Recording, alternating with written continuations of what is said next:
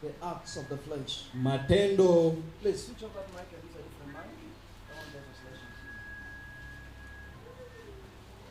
Make sure that all those mics are off. The acts of the flesh.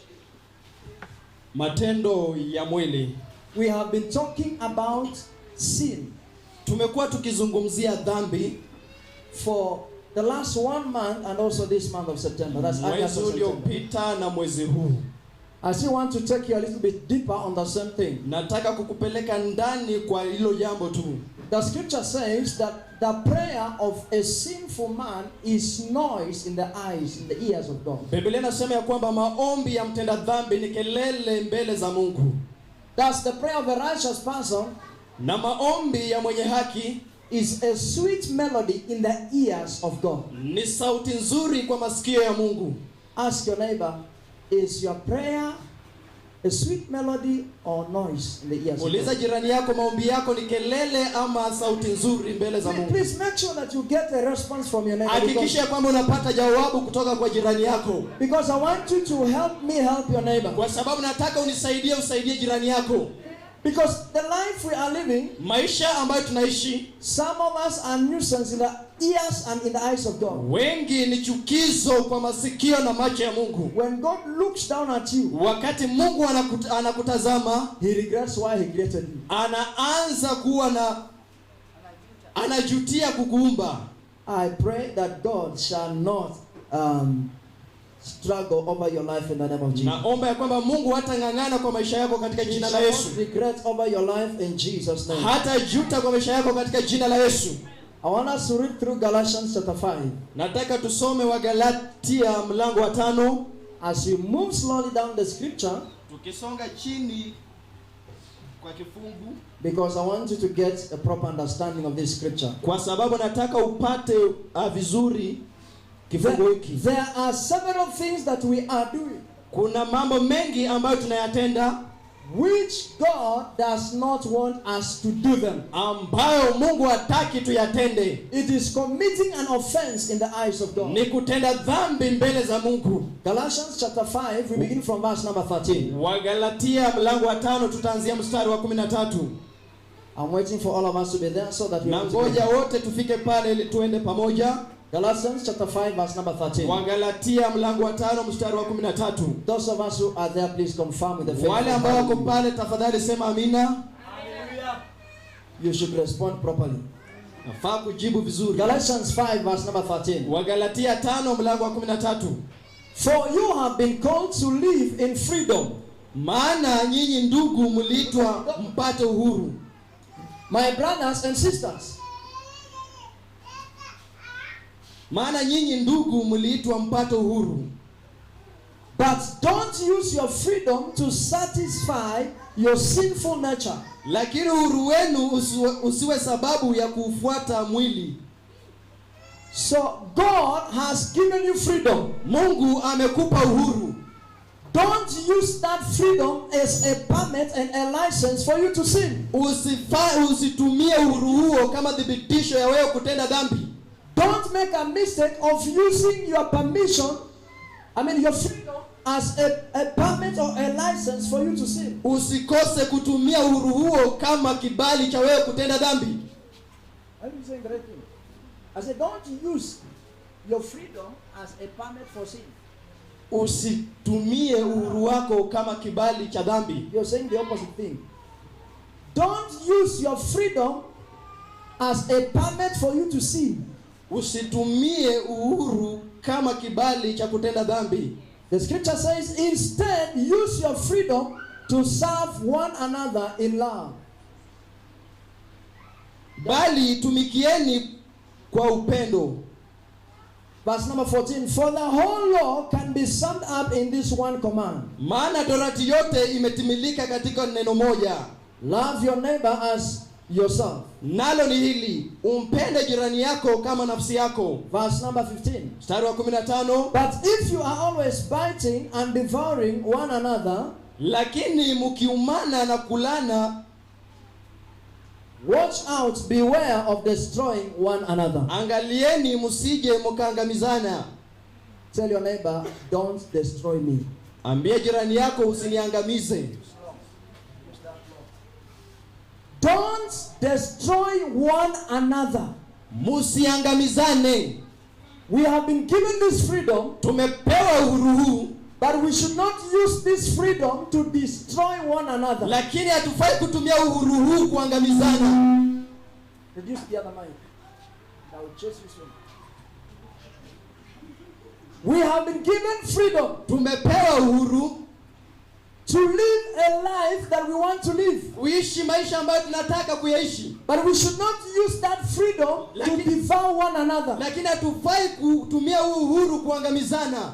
They say there is freedom of speech. Unasema ya kwamba kuna uhuru wa kunena, So we end up saying anything we want to say. tunajipata tunasema chochote ambacho tunahitaji The kusema. scripture says that since there is that freedom, Biblia inasema kwa sababu kuna uhuru huo, let us not use that freedom to destroy one another. tusitumie uhuru huo kuangamizana. Most of us say we are living under grace and not the law. Wengi wanasema ya kwamba tunaishi kwa neema tu, si kwa We thank God because that grace is sufficient. tunashukuru Mungu kwa sababu neema hiyo inatosha. But let us not use that grace as a permit for us to sin. Lakini tusitumie neema hiyo kama kibali cha kutenda dhambi. Let's read verse number 16. Tusome mstari wa 16. So I say, let the Holy Spirit guide your lives. Basi nasema enendeni kwa Roho, Then you won't be doing what your sinful nature craves. wala hamtatimiza kamwe tamaa za mwili. I want us to read verse number 17 together. 1, 2, 3, Tusome go. 17 pamoja.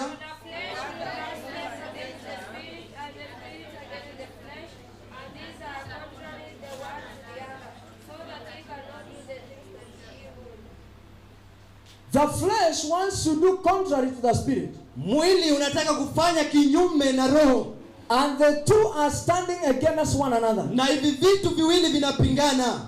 So the flesh is fighting against the spirit. Mwili unapiga roho. If you end up following what the flesh desires to get, Ukianza kufuata kile mwili inataka kufanya, you go against the will of God. unaenda kinyume na mapenzi ya Mungu. That is what the scripture is simply Hivyo saying. ndivyo neno linasema. Verse number 18, but when you are directed by the Spirit, you are not under obligation to the law of Moses. Lakini mkiongozwa kwa roho, hampo chini ya sheria.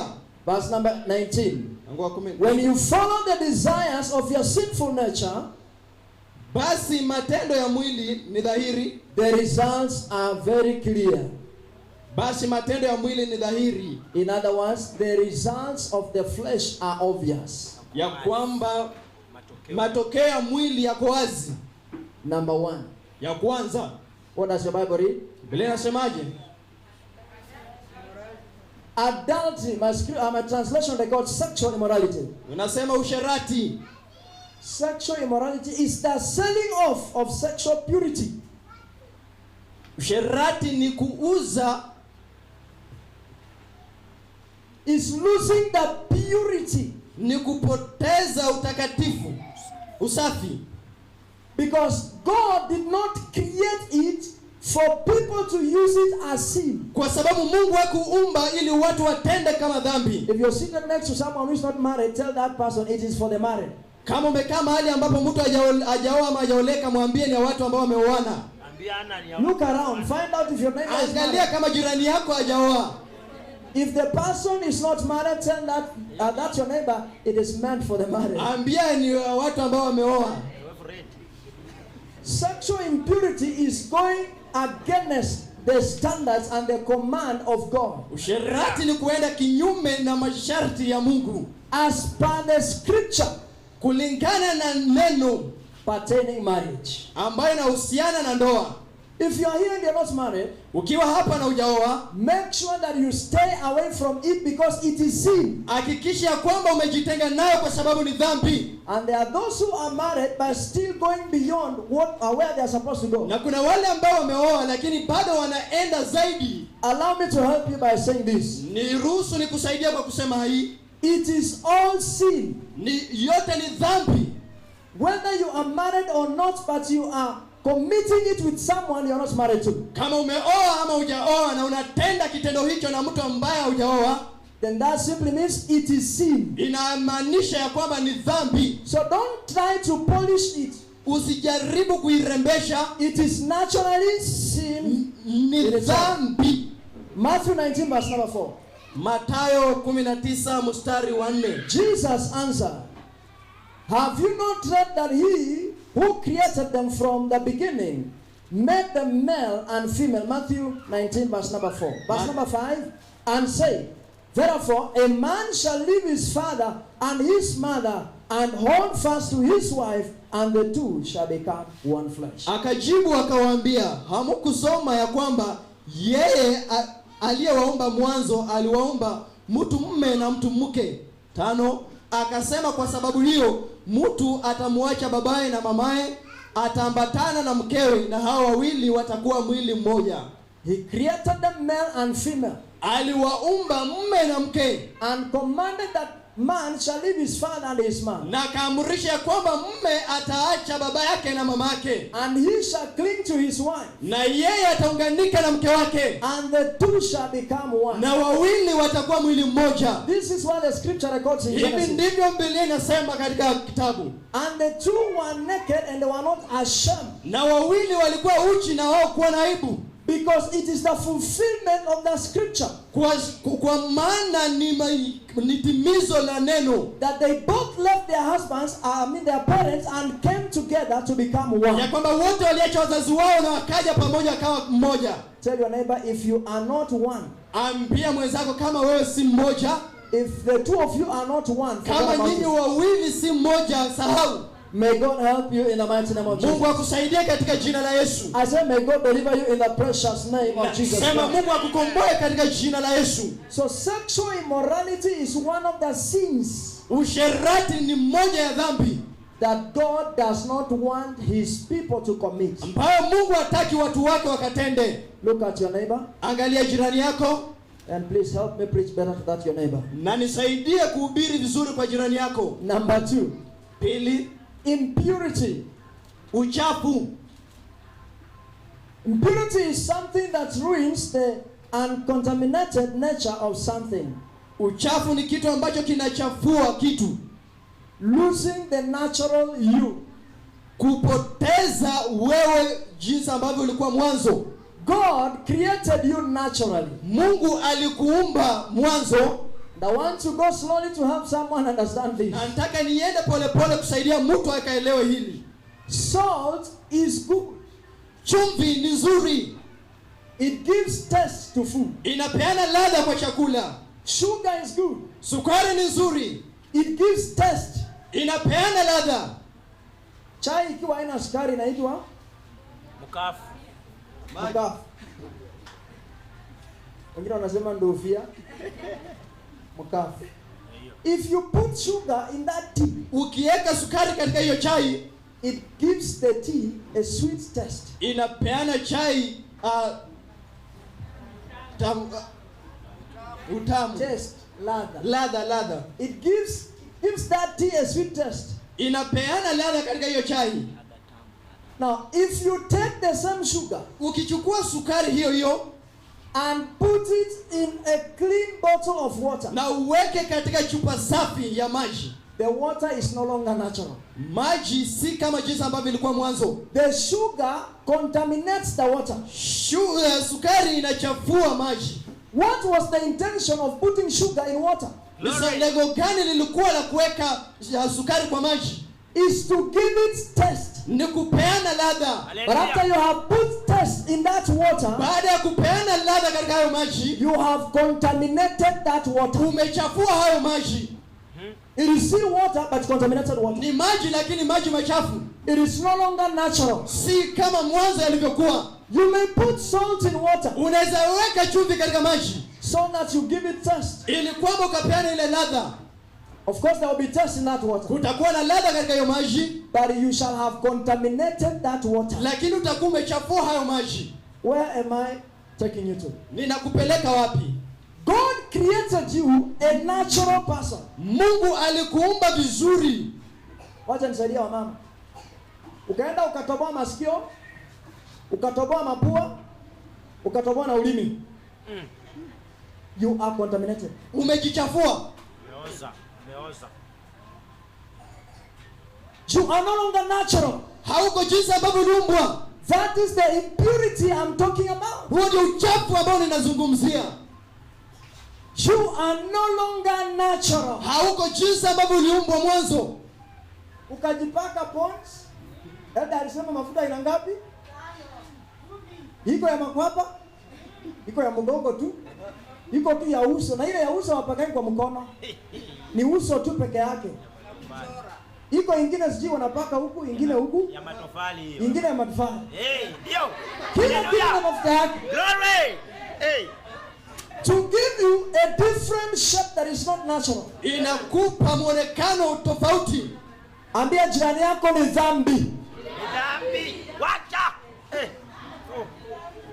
You have contaminated the natural you. Umejichafua wewe jinsi ambavyo ulikuwa. You have lost the nature in which God created you to be. Umepoteza jinsi ambavyo Mungu alitaka uwe. Na wako hapa wananiangalia na wameoga asubuhi na jiki. Wameoga na jiki ndio wakuwe brown. Mungu asaidie hawa watu. Nasema Mungu asaidie hawa watu. Tell your neighbor black is beauty. Black is beauty. Hiyo rangi uko nayo ni rangi Mungu alikupatia, and it's just, you are just beautiful. Wewe ni mrembo tu. I have a problem with some ladies. You want to change the natural you. Unataka kujibadilisha. God does not want that. Mungu hataki hiyo. Hiyo ni kujichafua. Umejaribu kujirembesha ukue something better than what God made. Kitu kizuri kinyume na kile Mungu aliumba. Maji ni safi, umeweka sukari ikuwe na ladha, lakini umeharibu maji. Umetengeneza kitu ulikuwa unataka, imekuwa tamu, lakini umeharibu maji. Si maji tena. Itaongezwa kitu, ni maji ya sukari ama ni maji ya chumvi. So it is no longer natural. Si jinsi ambavyo ilikuwa mwanzoni.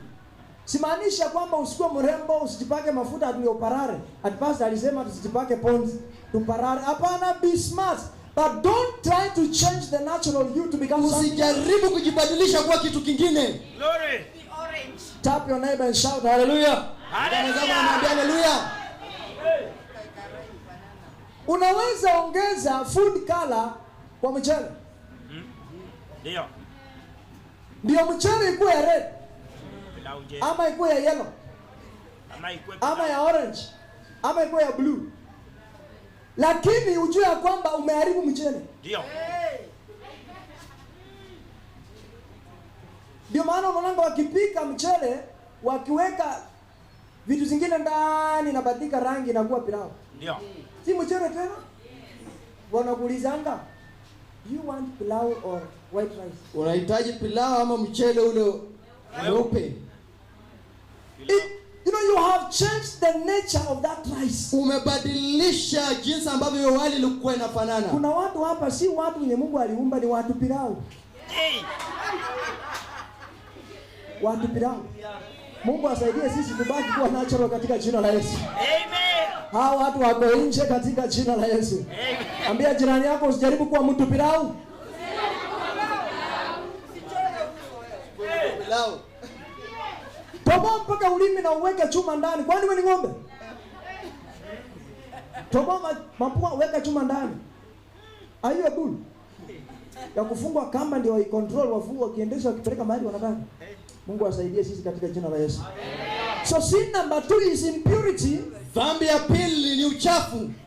Kujibadilisha na kujichafua, kujitoa katika image ambayo Mungu alikuweka ukajifanya kuwa kitu kingine. God does not want that. Mungu hataki hiyo. Nasikia wengine wanaendanga Uganda kuleta mafuta ya Uganda huko. Atijua kijipaka wanakaa. Size gani? Don't try to modify yourself. Usijaribu kujitengeneza. Wanakaa soda fanta, mwingine amesema huko soda fanta chupa ya ile ya kitamba. Kokufanda. Mungu asaidie hao. If you think of tattooing yourself, ukifikiri kujichora, nisaidie. Ile jirani yako kama amejichora hapo kwa kifua ama hapo kwa mkono. Yes. Ukijaribu kujitatu, Aya. hiyo ni uchafu yenye Mungu anaongelea. Impurity. You have defiled the natural you that God created. Umejichafua. Unajua saa zingine ukiwa kijana bado unafikirianga hiyo kujitatu ni swala. Ukishajitatu kianza kuzeeka unaona hiki ni ujinga. Unajaribu kufuta haifutiki. Inakataa. Nakataa. I had a friend of mine alichorwa kwa mgongo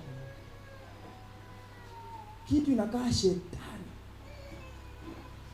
Na pembe na makucha mrefu imechomoka hivi. Akiwa bado na kijana.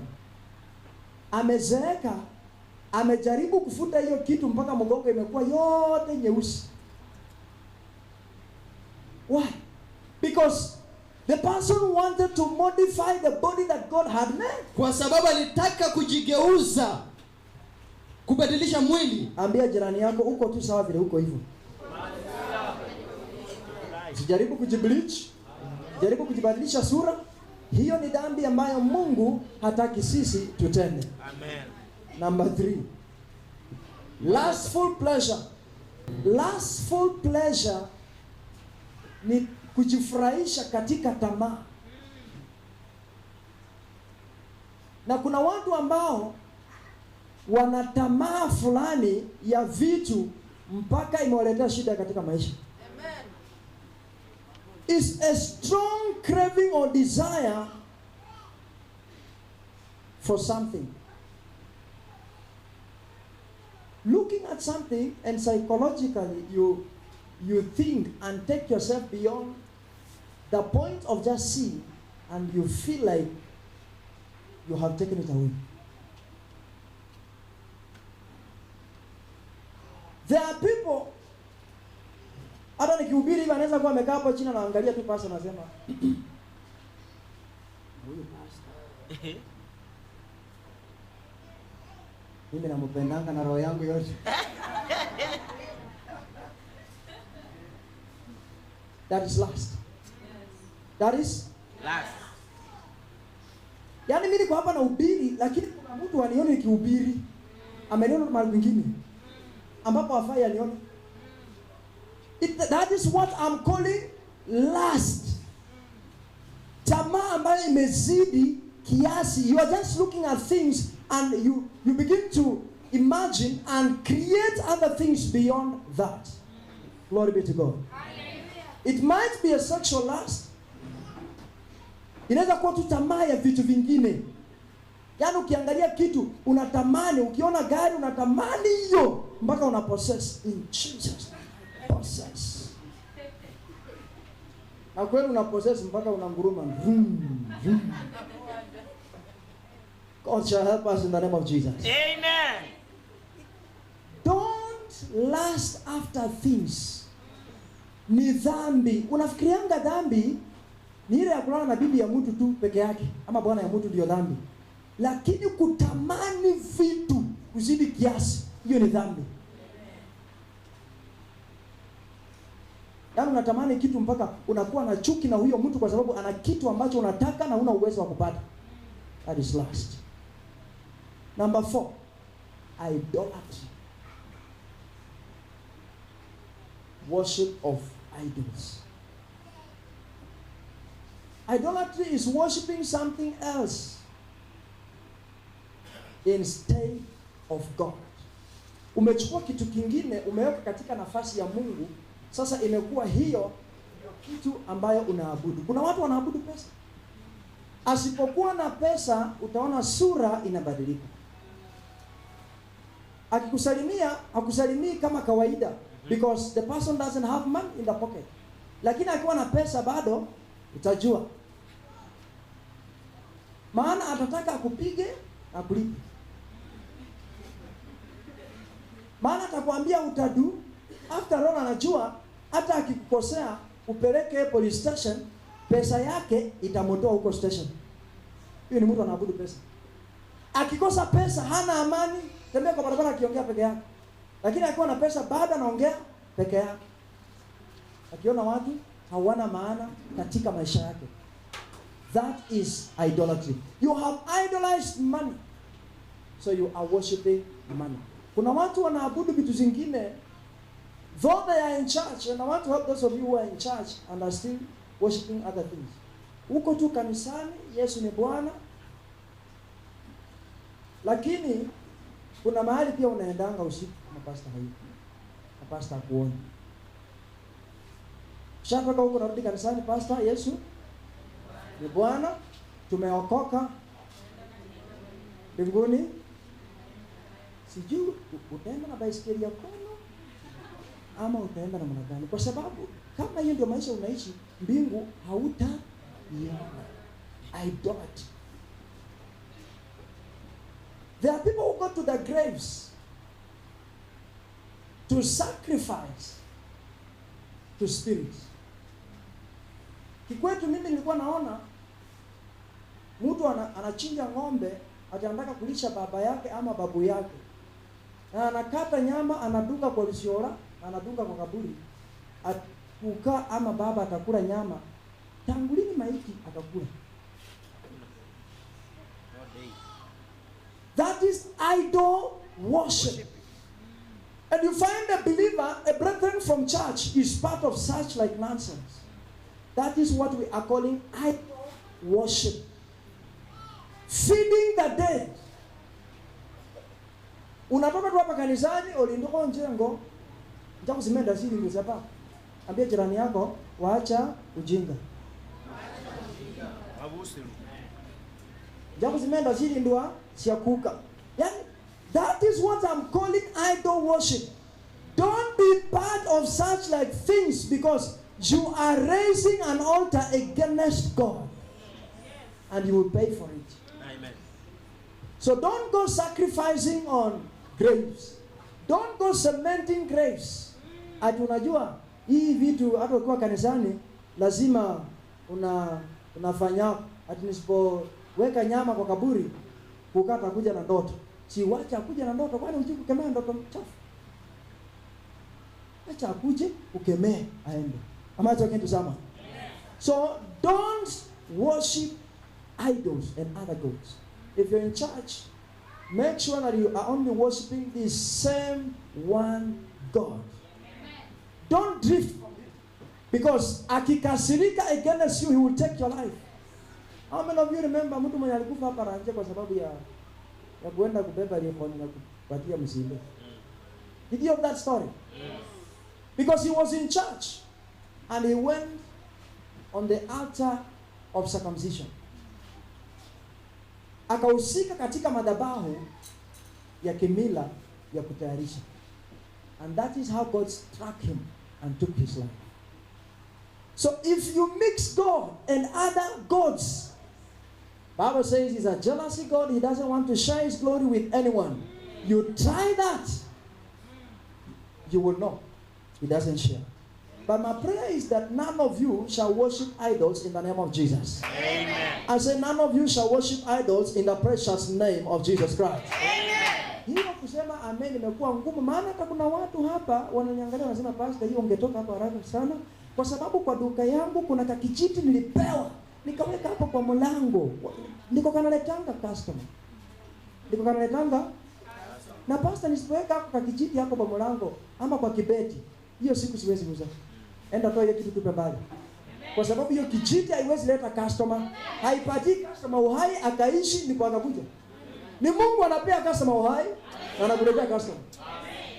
Maana hiyo kijiti haipati mtu uzima. Na watu wanabeba vijiti hapa, umeenda tu kotini kujifanya ni kama umeenda kusikiza kesi. Kumbe unataka kuchomoa kambao hapo kwa benchi. Hadi watu wanakuja ndio wanakujanga kotini, wanakuja wengi. Wengine wanakuja kanisani wanabomoa maganda ya miti yetu hapa bure. Hadi watu wakuje wengi wanakuja kanisani kwa duka yangu. Umeambiwa na mtu, go and try this way and that way. That is idol worship. Am I talking to someone? Hii ni kali kidogo, lakini mtaniruhusu niseme, don't bow to other gods. Please don't bow to other gods. Kuna wakati wa kuhubiri ubarikiwe na kuna wakati wa kusaidia unyoroke. Fike mbinguni. Sasa saa hii sitaki ubarikiwe, nataka unyoroke, ujue ukweli, ufike mbinguni. Maana pia mimi niko na account yangu, nitajibia maswali yangu. So I'm helping you to know the truth so that the truth will set you free. Pastor anakuwa mkali sana, kanisa sitarudi tena. Ndugu ama dada, asante. Mungu akubariki. Maana siku nyingine utaipata mahali pengine. Glory be to God. Amen. However much you run away from it, you will still find it somewhere else in your life. So don't bow to other gods. God doesn't accept idol worship. It is Him alone. One of the commandments says, don't worship other gods. Number 5 sin is sorcery. Sorcery ama witchcraft ni uchawi. Uchawi. Ushirikina. Watu wako kanisani. Kuna uchawi kanisani? Wachawi wako kanisani? Watu wako wengi tena. Natumaini hapa hawako. Hawakuangi. Hapa hamuko? Witchcraft is one of the sins that God does not want to see us committing also. A rebellious person is a witch. Hey. Napatana? Ndio. Haven't you read the scripture where the Bible says rebellion is just the same like the sin of witchcraft? Mtu anayeasi huyo ni mchawi. Yaani pastor akisema tupite kanisani saa 3 naenda kuja 4:30. Huyo ni muasi, ni mchawi. Ndio. Huyo. Jete. Mungu hataki uasi. And you are rebelling against the order of the leader. That means you are a witch. Sio lazima uchukue matawi ya lantana na cypress uchanganye ulisho kwa mlango ya mtu na ya ingine na damu ya kuku ndio uwe mchawi. Hata kutotii wewe ni mchawi. Because that is what the scripture says. Rebellion is as the sin of witchcraft. None of you shall rebel in the name of Jesus. Amen. I said none of you shall rebel in the mighty name of Jesus Christ. Amen.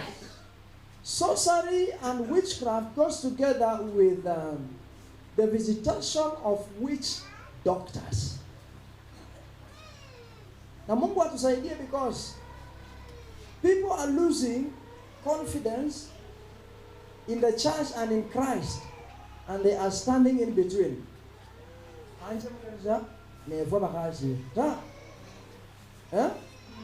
Is that what people are saying? Now, people are staying in the church for the reason of being buried well. But during the night, they are still visiting witch doctors to help them. Na madawa ya kulinda ndoa, madawa ya kulinda biashara. That is still witchcraft. God says witchcraft is sin, and it is common in the area of sin. God shall help you not to be a witch in the mighty name of Jesus. Amen. Sin number 6, I want to move faster to finish. Hostility or enmity. This is a hostile behavior. Tabia fulani ya vurugu ambayo mtu umeokoka lakini bado you are just arrogant and very rough. That is sin. God doesn't want us to be hostile. God doesn't want us to develop and create enmity between us and others. It is commonly done to people who want to protect themselves and protect their resources and protect their positions. They develop and create enmity between them and others. Huyu amekuja tu juzi kanisani. Kwa nini anatuongoza kwa kuimba na mimi nimekuja nimekaa hapa miezi 6 sijaongoza kuimba? Huyo mtu anatenda dhambi. Huyu ndugu amekuja tu juzi, mimi nimekaa hapa miaka 3. Nimekuja juzi tu pastor amempatia nafasi anahubiri. Hatuwezi salimiana? Huyo siwezi msalimia. That is sin. Because you are creating enmity between you and that other brother. Ndani ya kanisa, Mungu anasema ya kwamba katika kujenga uadui kati yako na ule mtu mwingine, hiyo ni dhambi. Is someone understanding me? Hostility or enmity, just being violent because you want to protect your position. You feel like hii nafasi yangu itachukuliwa na mtu fulani. So you want to protect and defend yourself. God says that is sin. Number 7, sin, quarreling or strife.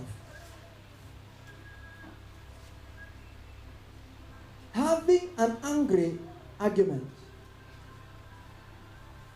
Mnaongea vizuri na watu lakini unachemka. Ni kama maji moto yenye imechemshwa na stima. Una bubble na boil, you go beyond proportion. There is nothing wrong about people exchanging. But when you act out of your anger and make that exchange to grow to another level, the scripture says it is sin. So any Christian who talks or argues with someone else in anger, na kuna watu mkiongea, kuna kakitu kanakuanga tu tayari, ukisema kitu anasikia ni kama moto imewaka ndani ya moyo. Kama amekaa anasimama, anakuongelesha kama amesimama. Haezi kaa tena. Kuna kitu tu. Yaani kama mnaongea tu ndugu, unajua sikupenda vile uniongelesha na at least next time tafadhali jaribu kuniongelesha, usiniongeleshe vile uniongelesha. Anasikia ni kama wewe ni nani? Unataka kunicontrol na natumia mdomo yangu. An angry argument. Umekaa tu kwa nyumba vizuri, jirani anakuja, anapiga mtoto pale nje, unatoka nje. Na hasira badala ya kumuuliza mtoto alikuwa amekosa, unatoka. Unapiga wangu zaa wako. You are developing and creating an environment ya maongezi ya hasira. Yanarudi na kuambia hata wewe pia. Matusi mnajua ni mnatusiana kwa plot. Mungu awasaidie. I don't want to go beyond that. Having an angry argument or disagreement. Mnakosana na mtu in anger, it is sin. Number 8, jealousy. We are just rolling down. Galatians chapter 5. Jealousy. Kwa Kiswahili tunaita ni wivu ama ni chuki? Wivu. Sasa mnajua wivu ni nini? Jupasta hapa na koti na tai, unamuonea wivu. That is one of the things I want to talk about. Kukuwa na wivu, ukiona mtu ana kitu kizuri, inakubomoa roho. Hutaki mtu akuwe na kitu kizuri kuliko chako. Akikuwa na viatu mzuri, unakasirika na yeye kwa sababu unaona ni kama anaendelea kukuliko wewe. Na watu wengi wanaumia sana katika hii hali ni wamama. Sivyo? Ama wandugu pia wanaumia katika hii hali. Mungu awasaidie hao wandugu na hao wamama katika jina la Yesu Kristo.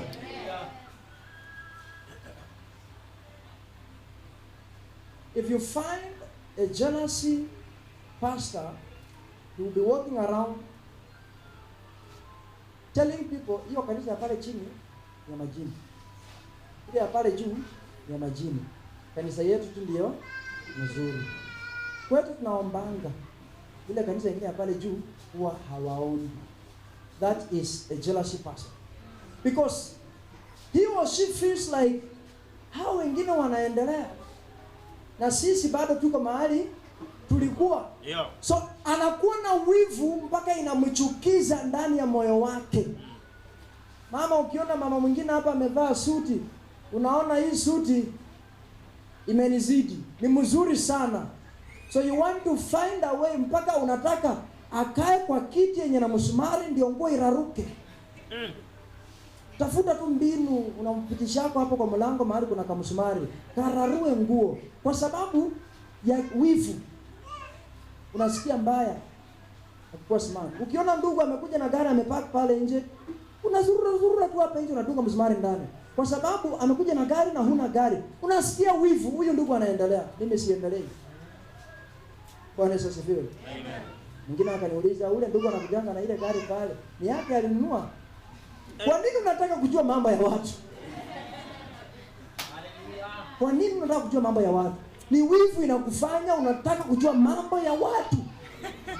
Si ujue yako. Ndio jirani yako, achana na mambo ya watu. Hadi pastor siku hizi alinunua ile nyingine ama anakuanga ameomba tu. Kwa nini unataka kujua mambo ya pastor na ya kwako umenyamazia? Yeah. Jua ya kwako And that is all. Am I talking to someone? So wivu haitaruhusu mtu kutulia akikaa anachomeka na kuchemuka ndani ya moyo, kwa sababu anaona watu wengine wanaendelea. Jealousy and envy all together with pride have the same destructive power. Number 9, outbursts of anger. Outbursts of anger. Yaani watu ambao wanakasirishwa haraka sana. Hata kitu ndogo ukimwambia, ndugu, shati imetoka huku nyuma, ukienda umuingize shati ndani, ulinikuza ya nini? Ana hasira kidogo hivi. Kumwambia, ndugu, kamba ya viatu imetoka. Yaani wewe ndio unaonionea mimi viatu, mimi mwenyewe siwezi ona. Ana hasira anything little or small. Kumwambia, ndugu, umefinya wewe keyboard lakini hujafinya vizuri. Kuja cheza basi. Kuja cheza. Nimekuachia. Wewe ndio unajua kucheza kuniliko. Mimi sijui. Hasira ndogo, ndugu, umeimba lakini ulifika mahali ukaimba off key. Okay. Shika. Endelea. Huyu mtu ana hasira ndogo hivi ni dhambi. Na situko watu na hasira ndogo hivi. Situko?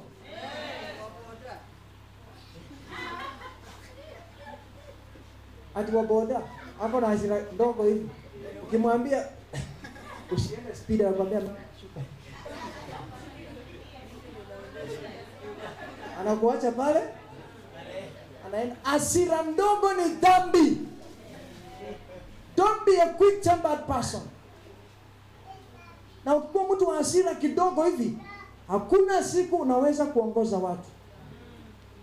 Kwa sababu mtu akikwambia, pastor, naona ni kama hauendelei vizuri, kwa sababu Jumapili au kukuja kanisani, ile nyingine pia ukukuja, unamwambia, kuanzia leo nisiwahi kuona kanisani.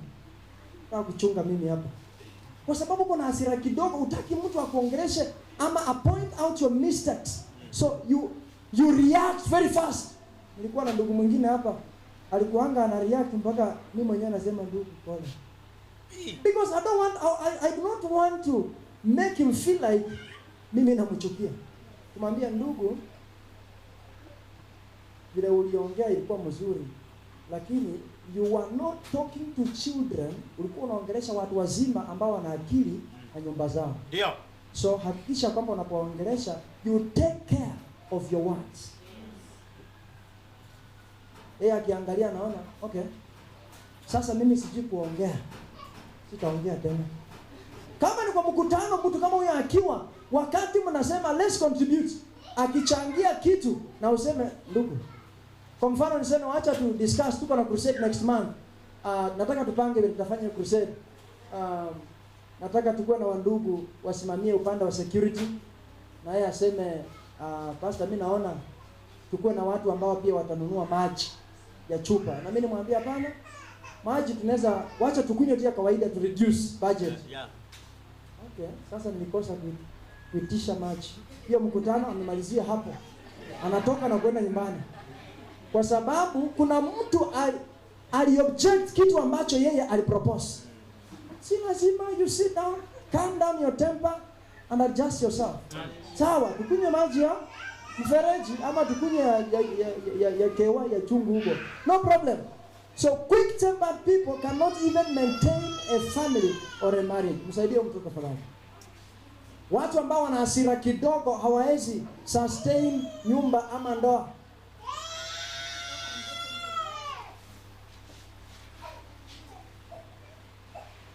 And such like people walk through 1,000,001 relationships before they marry, and after they marry, the marriage doesn't work. Kwa sababu wewe haujaoa. Na uko na hasira ndogo hivi. Unapigia msichana simu na mpata mteja. Okay. Akiwa mteja alikuwa na wanaume wengine, ndio maana amelizimia simu. A quick-tempered person.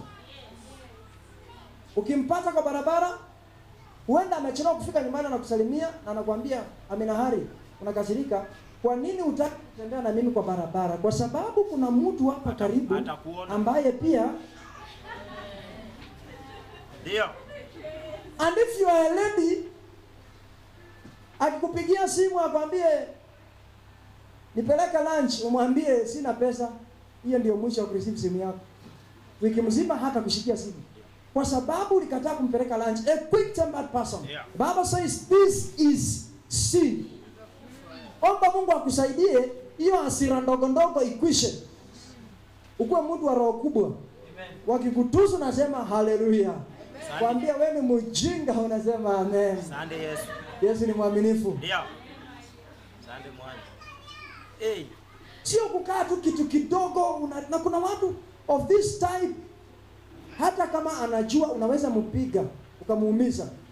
Ukimwongelesha kitu kahasira kaamuke anakupiga, hata akijua unampiga unamshinda, lakini bado atakupiga. Na akishakupiga ukireact ukampiga utaua, kwa sababu hawezi enda. Piga hapo tu, unapiga hapo tu. Ni uwe. Unataka kuniua ni uwe. Anakuwekea mgongo, ua. Unapanganga kuniua. And I've seen such like people, kama ni mama kwa nyumba anakimbia kwa jikoni na kuletea kisu. Anakuambia dunga, ua. Chinja. Ndio.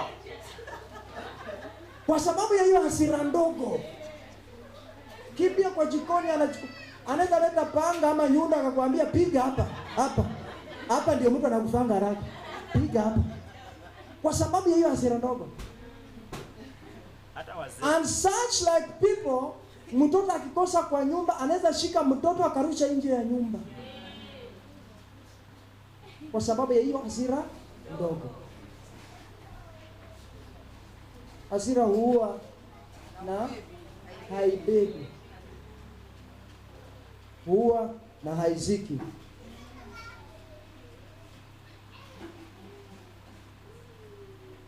Hii hasira ndogo, ukisikia mtu anasema mimi bora nikasirike na tumeanga tu chochote kile nimepata, hata kama ni panga, hata kama ni nyundo, bora nikasirike. Watu kama hawa niwasaidie. Kama unakasirikanga kwako kwa nyumba juu Bwana amekukosea na unaenda jikoni unapasua vikombe vyote, Mungu alikusaidia huko bibi yangu, kwa sababu ukishapasua vyote utaenda urudi nazo zote. Ndio upate adabu. Ndio, school fees. Watu wa hasira kama hii, akishakosewa kwa nyumba anachukua TV anavunja. Hey. Na sikuna watu hapa hiyo tabia. Ukishamkosea kama ni mwanaume anaweza ingia kwa nyumba na achome nguo zako zote. Weke nje, awashe moto. Anamwaga chai kwa mboga. Askofu anasema anamwaga chai kwa mboga. Kwa unga anamwaga mafuta ya mboga. May God help you in the precious name of Jesus. Amen. I said may God help you in the mighty name of Jesus Christ. Amen. Kuna wanaume hapa, mama akimkosea kwa nyumba tu kwa sababu amewacha Afro Cinema, anaenda kuchomoa kata out kwa stima na kuweka kwa koti na kuenda nayo. Hey. Wiki mzima hawezi stima. Hallelujah. Hey. Ndio. Chukua remote tu hapo. Wacha hapa na TV bila remote. Na unamwekea channel nyingine yenye ni ya cartoon tu. Sasa ajipange. Ama ni kuchomoa extension kwa nyumba na kuenda naye. Kuona utaona TV gani? Just because of this anger. Hii hasira si mzuri. Wapendwa, ni dhambi. Tafadhali jisaidie uadjust hiyo hasira ikuishe. Ukuwe mtu ambaye ukikasirika you control your anger. Wacha kasirika all the time. All the small things unakasirika. Bwana Yesu asifiwe. Amen. I thank God because some of us, God is helping us through one or another way. Tukaweze kurekebika katika jina la Yesu Kristo. If you are of this type ya watu ambao wakikasirika wanatumianga chochote, tafadhali after I've finished preaching, take your time and tell God, Father, adjust my heart.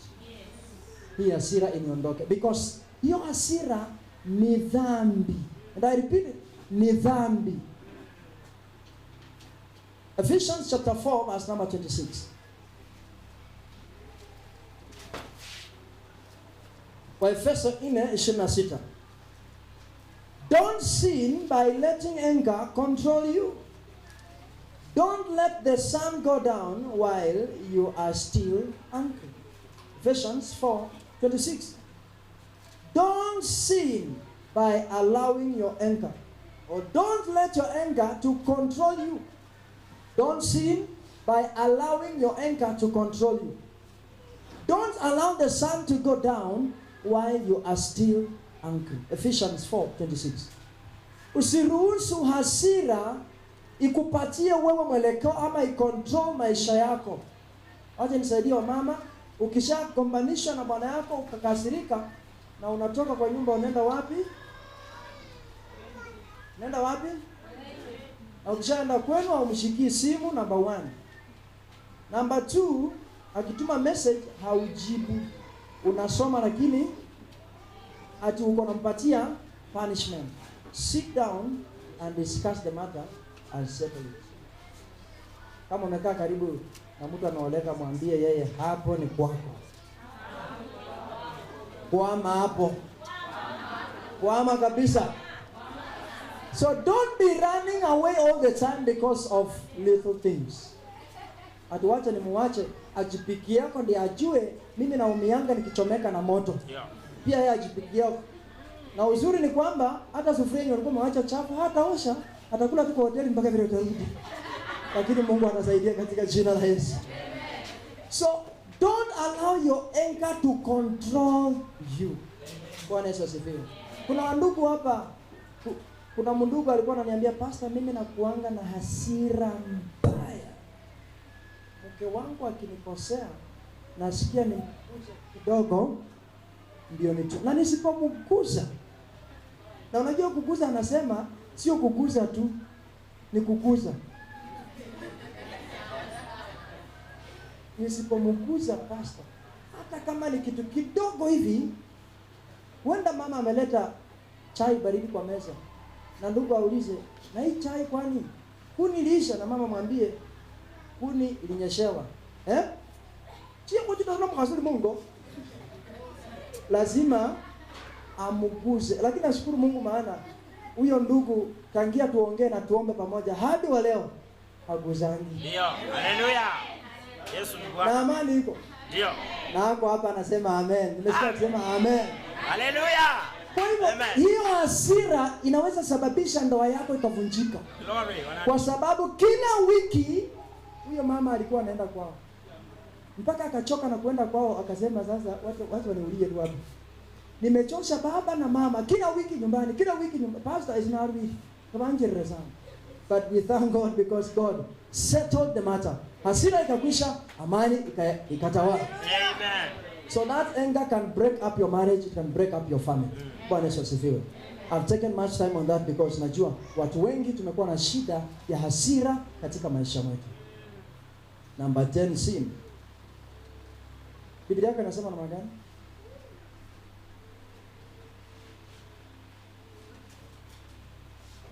After anger, I want you to check your Bible. Check your Bible. Galatians chapter number 5.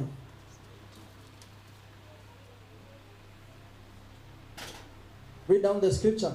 We are done with anger. I want you to read your Bible. I don't want you to read mine alone. Read your Bible. We are done with anger and quick temper. Right, really. Selfishness.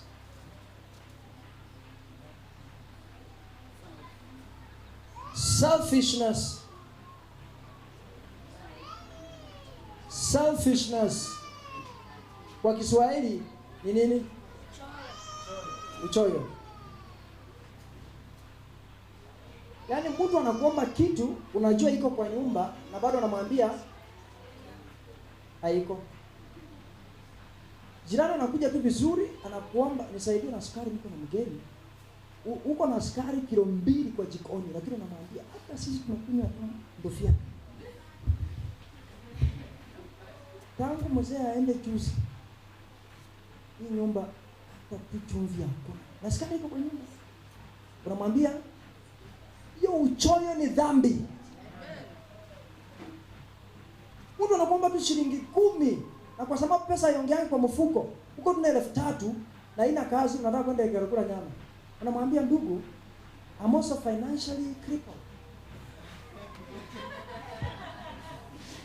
Yaani nimerema kifedha hata pia mimi kutembea inakuwa shida. Hakuna money. Na uko na pesa kwa mfuko? Vocabulary. Uchoyo ni dhambi. Ndio. Unanunua tu mahindi hapo, mtu anakuomba nivunjeko kidogo. Namwambia ndugu, unafi peleka kwako. Ndio lunch yangu. Hiyo ndio lunch ya askofu. Na wewe unamuomba kidogo yenye ako nayo na anakuambia sina. Na anakuambia point blank sikupi. Ndio. Lakini sikupi. Ndio. Hiyo uchoyo ni dhambi. It is sin. Chakula yako. Uko nayo lakini haiko. God has a reason as to why he gave it to you. Because he knew that someone else will come to borrow. Hana, umusaidie. Saidia hata kama ukusaidiangi. Ulizoiza walangana ita. Nono na hamu hanje kile. Unaangalia mtu naona huyu hata nikimpatia atamsaidia na nini? Hana chochote huyu. Siwezi mpatia. Hiyo uchoyo ni dhambi. It is sin. So if you have an attitude of selfishness, know that it is sin. Na mtu akikuwa na attitude ya uchoyo, hata ikiwa kanisani sadaka anatoanga kwa bole. Shilingi siku hizi haifanyi kazi. Anatamani hata alete sumuni. Je, ana roho ya uchoyo. Hata kutoa sadaka pia inakuwa na ni ngumu, anakaa gamu. Super good. Kumutoa kitu kwa mfuko. Anataka professional amesomea kudanganya watu. Ndugu, toa utabarikiwa, na ukitoa mkono utoao ndio ubarikiwa wao. Ukishatoa Mungu atajaza isukwe. Huyo sasa ndio atakuwa nasonga karibu na yeye ataweka 20. Lakini sisi wale tunasemanga tu toa ulete kile Mungu amekupatia. Darul pastor wetu asumbuki na pesa. Na anajua hii ni 20, hii ingine ni 40, hii ingine ni 10, hii ingine ni 5. Na anatoa tu. Hata kama ni noti anajua ya 1000, anajua 500 ya 200 na ya 100 na ya 50. Anashika hivi texture. Na anajua hii ngumu, hii ni 1000. Hii ni 500. Hii ni 50 mzee. Hii ni 50, hii ni 100. Wacha nihurumie huyu pastor nimpe 50. Analeta 50. Kwa sababu ana roho ya uchoyo, mpaka karoho fulani kanamuongoza, kanamtembeza katika maisha yake. Anajua mpaka hata pesa ambayo haoni, anaelewa ni ngapi.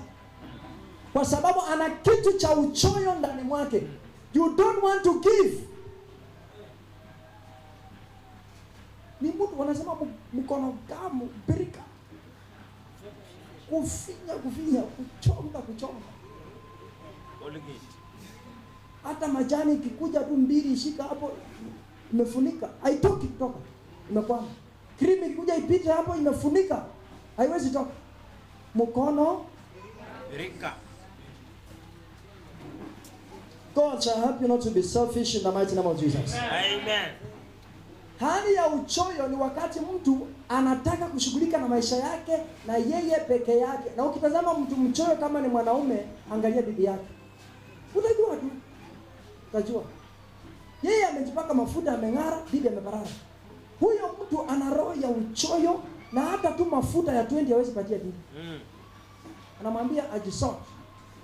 Naishi maisha yangu, ishi maisha yako.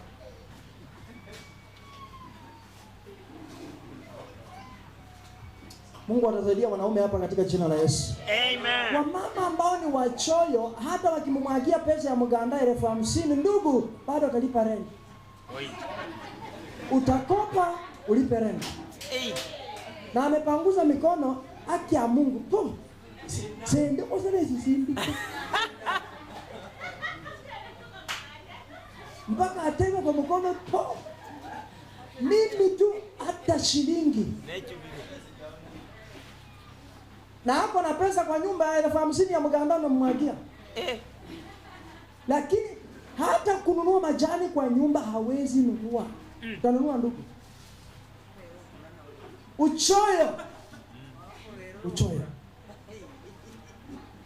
God help you in the name of Jesus. Kwa Amen. mama wote wako hapa, hamtakuwa wachoyo katika jina la Yesu. Amen. Ukitwako na 50 hata wewe pia mnunua wako maziwa, Bwana akunywa maziwa yako.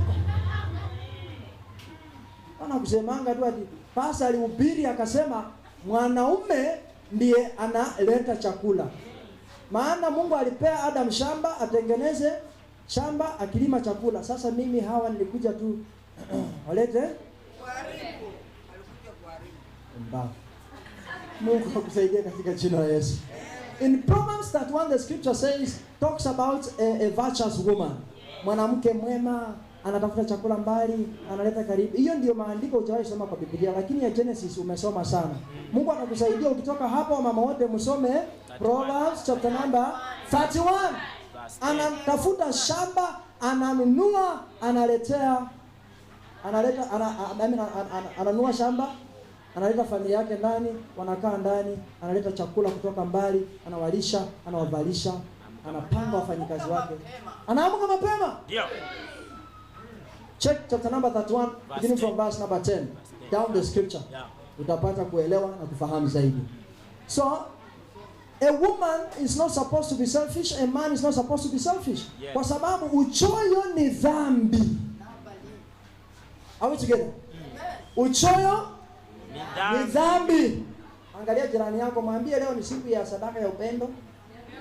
siku ya sadaka ya upendo, siku ya kisema. Wacha kuwa mchoyo. Nataka tuimbe toa dada ulicho nacho wewe, Bwana anakuona mpaka mfukoni mwako. Hatutaimba hiyo wimbo kwa sababu wewe utakuwa mchoyo. Yeah. Number 11.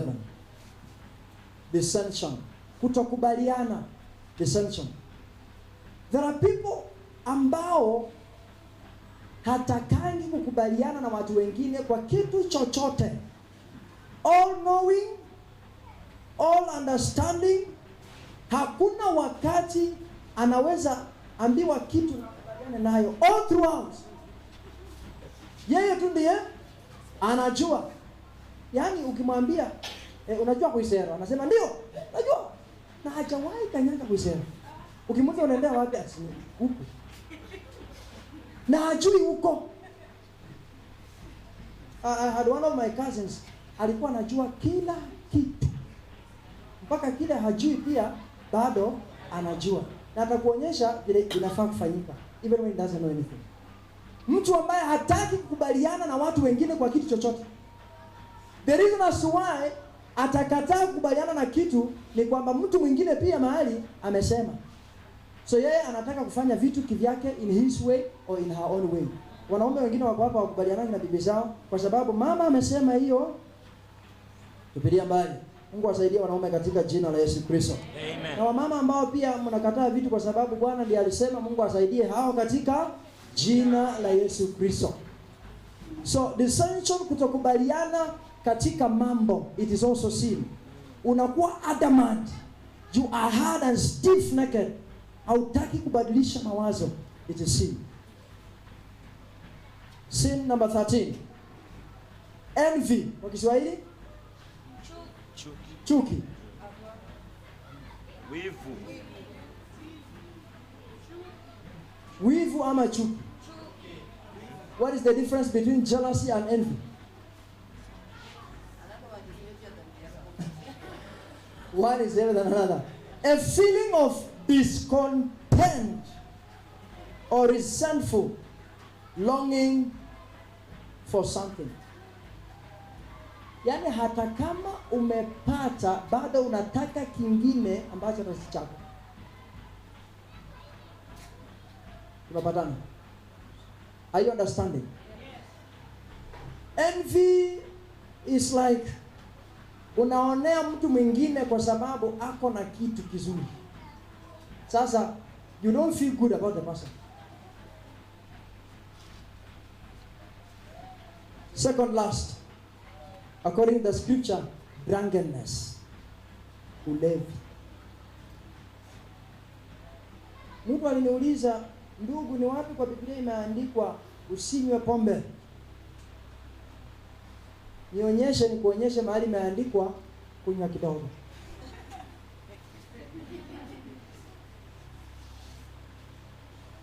Please. Ulevi ni dhambi.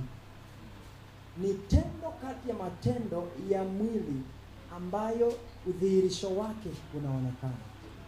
So drunkenness, ulevi wa kunywa mvinyo ni dhambi. Drunkenness is the state of being drunk. Ni hali ya kukua mlevi. Unapata dada tu mzuri anasema Yesu ni Bwana. Na anaenda wapi? Kukunywa. Ati mimi bora pastor mimi nakunywanga tu kwa nyumba usiku, siendangi nje, sichokozi mtu. Mimi nakunywa kwangu na nalala. Kukunywa, tendo la ulevi ni dhambi. Tendo la ulevi ni dhambi. Ukishakunywa ukalewa, you are under the influence of that spirit. You can't control yourself, you can't control your speech. You say anything, you behave anyhowly. Ujaona mtu mzima tu anasimamisha Land Cruiser na anashuka usiku na anakojoa mbele ya gari na taa inawaka. Na huyu ni MP. Ndio. Kiongozi. Hello? Hello. Alafu ndio kuniambia pombe si mbaya. Uendeshe tu gari usiku, usimamishe tu hapo chebuke kwa lami na unashuka, unasimama mbele na unakojoa kwa mwangaza. As a result of being under the influence of that spirit. Kwa hivyo ulevi ni dhambi. The scripture records very well. Ulevi ni dhambi. Bwana Yesu asifiwe. Amen. Those of you who think of, Biblia inasema kunywa kidogo, whoever was told that was up to him and not for other believers. So it is not a permit for you to sin, but rather it was a source of treatment and medication. Juzi nimeona a video clip online. A pastor was telling people to drink Jik. Wakunywe Jik. To prove the power of God. Walikunywa wengi na wengi walizikwa. Hata kama hukuenda shule au kusoma, ukipewa Jik unaweza kunywa. So sometimes when you listen to some people who introduce themselves as pastors and prophets and apostles and all that, please don't be deceived. Jisomee Biblia yako mwenyewe, uelewe ni nini iko ndani ya Biblia na Mungu akupatie ufunuo. Sio kuambiwa ati pombe, kunywa pombe si mbaya, unakunywa kidogo ya moyo. Huyu anayekwambia ni kwa sababu yeye mwenyewe ni mlevi. Sasa ametafuta scripture kwa maandiko ya kumprotect aendelee kukunywa.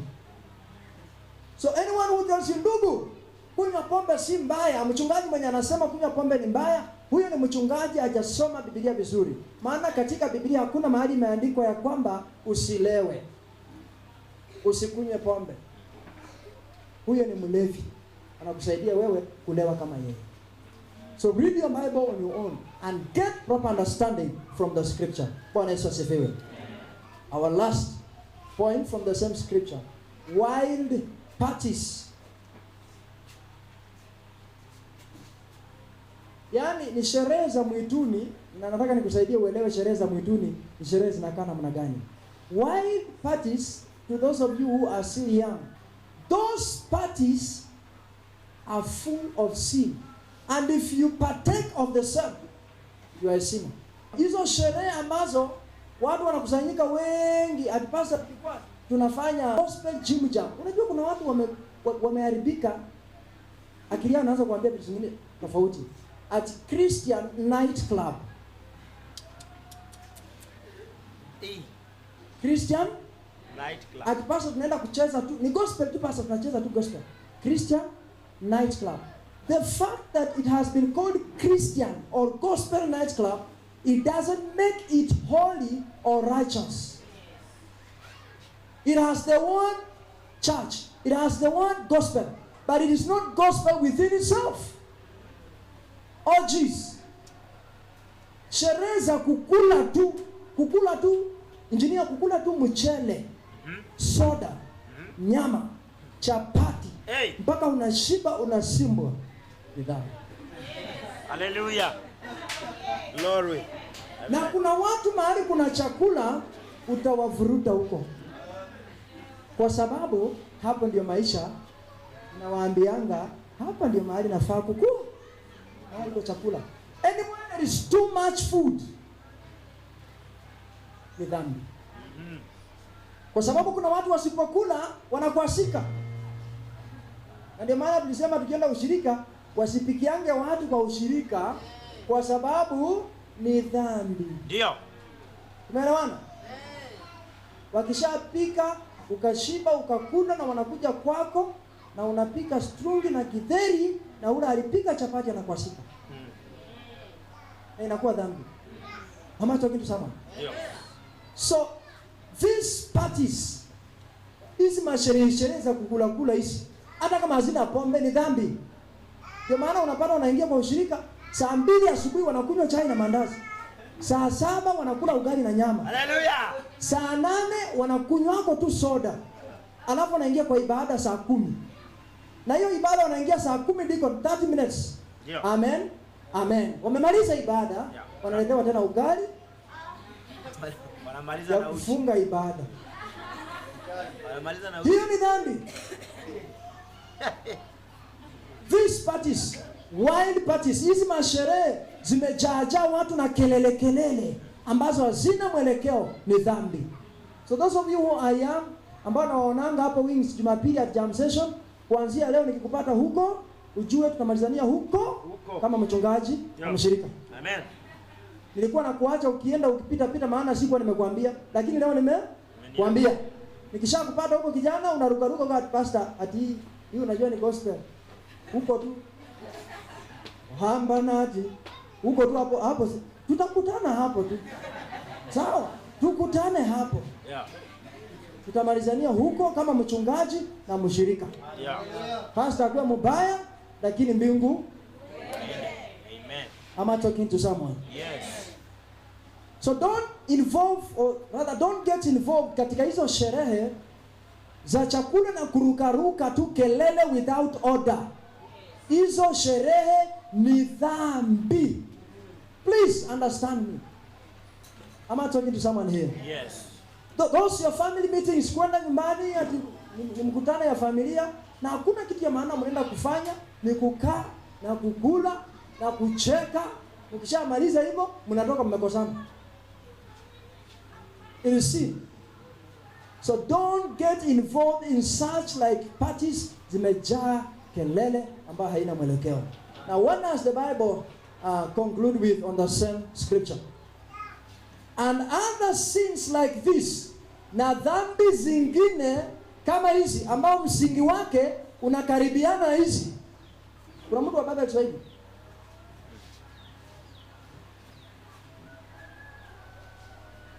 The last part of it. I want you to read. And other sins like this. Galatians 5. You take down to verse number 20, 21 or 22? 21. I want someone to read for us from a Swahili translation. Mm-hmm.